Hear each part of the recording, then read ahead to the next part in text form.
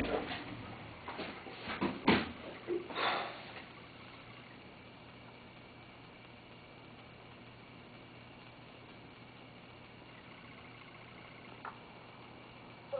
4, refrigerator story. Annie and I first got married. We'd been married a couple weeks and moved into a duplex that didn't have a refrigerator.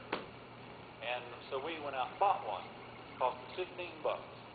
And it had a round face on it and had Frigidaire with that big chrome stuff. It looked like the front end of a Chevy. And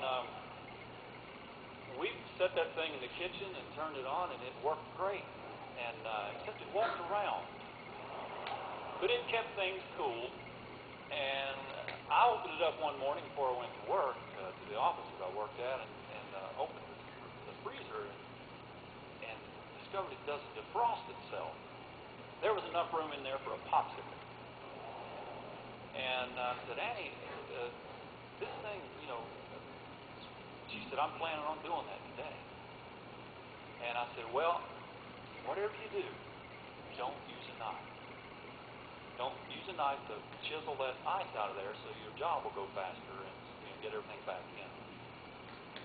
I got to where I was going to work, and I was sitting there about 2 hours later. The phone rang, and it was Annie, and she said, see, I was defrosting the refrigerator, and I was using the knife, and I punctured something, sweetheart, and it just went whoosh. Well, those of you who know anything about refrigeration, she punctured a Freon tube, right? Ruined it. And I tried not to get mad. At least I tried to vocally not show my anger. So I took the phone back and I went, I choked the receiver, and then I put it back up to my ear, and I said, sweetheart, do the best you can. Now, we can't afford another refrigerator. And we got enough money for a bag of ice. Go down to the hot stop there and get some ice and buy one of those styrofoam coolers. And so sweetheart, do the best you can. I hung the phone up.